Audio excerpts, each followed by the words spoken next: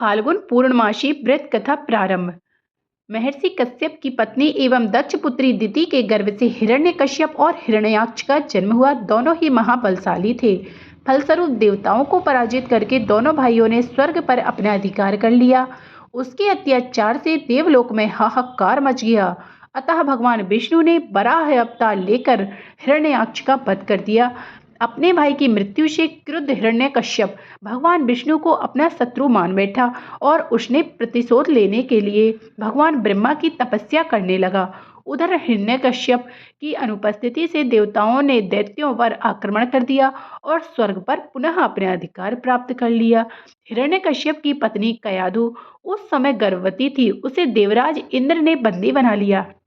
वो कयाधु को लेकर अमरावती जा रहे थे। तभी मार्ग में उन्हें देवऋषि नारद मिल गए।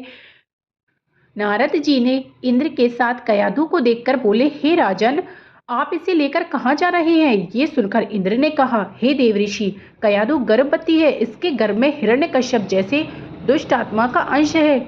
इसका वध करने के लिए मैं इसे छोड़ दूंगा। इस पर महर्षि नारद बोले, इसके गर्भ में तो नारायण का परम भक्त है, अतः इसे छोड़ दो। इंद्र नारद मुनि की ये बात सुनकर देवराज ने कयाधु को छोड़ दिया। महर्षि नारद हिरण्यकश्यप की पत्नी को अपने आश्रम में ले आए और बोले, बेटी, जब तक हिरण्यकश्यप की तपस्या पूरी नहीं हो जाती तुम निश्चित होकर यहाँ रहो। तब से कयाधु देवऋषि नारद के आश्रम में रहने लगी, जिसके गर्भ में पल रहे शिशु पर भी बहुत गहरा प्रभाव हुआ। जब समय आया तो कयाधु ने एक पुत्र को जन्म दिया, जिसका नाम रखा गया प्रहलाद। इधर हिरण्यकश्यप की तपस्या जब पूरी हो गई तो ब्रह्मा जी ने प्रसन्न होकर उसे मनोवांछित वर दिया। इसके पश्चात वो अपने राज्य वापस लौट आया। कयाधु भी प्रहलाद को लेकर अपने पति के पास चली गई। प्रहलाद जब थोड़े बड़े हुए तो एक श्रेष्ठ गुरु के मार्गदर्शन में उनकी शिक्षा का प्रारंभ हुआ। एक दिन जब हिरण्यकश्यप अपने समस्त मंत्रियों के साथ बैठे हुए थे, तभी प्रहलाद अपने गुरु के साथ वहां आए और पिता को कृतज्ञता पूर्वक प्रणाम किया। ये देखकर हिरण्यकश्यप अति प्रसन्न हुआ और बोला, बस प्रहलाद, तुमने अब तक शिक्षा के दौरान कौन सी सबसे अच्छी बात सीखी है, मुझे बताओ।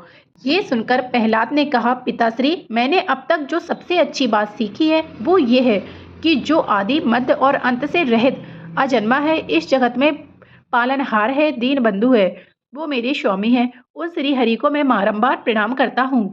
ये बात सुनकर हिरण्यकश्यप क्रोध से लाल हो उठा।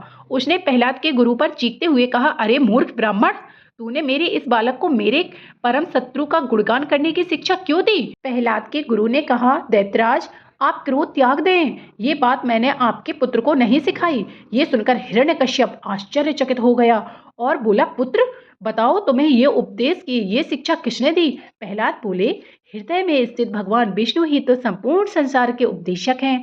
उनके अतिरिक्त कोई किसी को कुछ नहीं सिखा सकता। ये सुनकर हिरण्यकश्यप क्रोध से पागल हो उठा और बोला, अरे मूर्ख, मेरे सामने ये विष्णु कौन है? तू क्यों बार बार उस दुष्ट का नाम ले रहा है? क्या तू इसका परिणाम जानता है? हिरण्यकश्यप ने प्रहलाद को बहुत समझाया, मृत्युदंड का भय दिखाया, विष्णु भक्ति से दूर करना चाहा, परंतु प्रहलाद के मन से भगवान विष्णु के प्रति श्रद्धा तनिक भी कम नहीं हुई। इसके पश्चात क्रोधी हिरण्यकश्यप ने अपने सेवकों को आज्ञा दी और इस दुरात्मा को मौत के घाट उतार दो। इस शत्रु प्रेमी ने से मुझे कोई लाभ नहीं है। यह कपूत तो मेरे ही कुल का नाश कर देगा।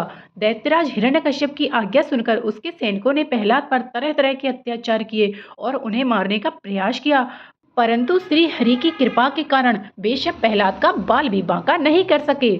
हिरण्यकश्यप यह सब देखकर बहुत क्रोधित हुआ। अंततः उसने अपनी बहन होलिका को आदेश दिया कि वो प्रहलाद को गोद में लेकर अग्नि में बैठ जाए, क्योंकि होलिका को यह वरदान प्राप्त था कि अग्नि से उससे कोई हानि नहीं होगी। अपने भ्राता का आदेश मानकर होलिका भक्त प्रहलाद को अपनी गोद में लेकर अग्नि में बैठ गई। उस समय प्रहलाद हाथ जोड़कर आंखें बंद कर निरंतर प्रभु ध्यान में मग्न रहा और नारायण का जाप करते रहे। हरि कृपा के फलस्वरूप प्रहलाद अग्नि में बैठकर भी सकुशल बच गए, किंतु होलिका उसी आग में जलकर भस्म हो गई। यह दिन होलिका दहन बुराई पर अच्छाई और अहंकार भक्ति की जीत का प्रतीक है। मान्यता है कि इस दिन भगवान विष्णु की पूजा करने से गरीबी दूर होती है, सुख समृद्धि आती है, पिछले जन्म के पाप नष्ट होते हैं। फाल्गुन पूर्णिमा के दिन ब्रह्म मुहूर्त में उठकर स्नान करें और व्रत का संकल्प लें। भगवान विष्णु को जल अर्पित करें, फूल और भोग लगाएं, खीर अर्पित करें। शाम को होलिका दहन के समय विष्णु प्रहलाद का स्मरण करते हुए पूजा करें। पूर्णिमा के दिन चंद्रमा की भी पूजा करें, यह बहुत ही लाभकारी माना जाता है। चंद्रमा को अर्घ्य दें, आरती करें, खीर का भोग लगाएं।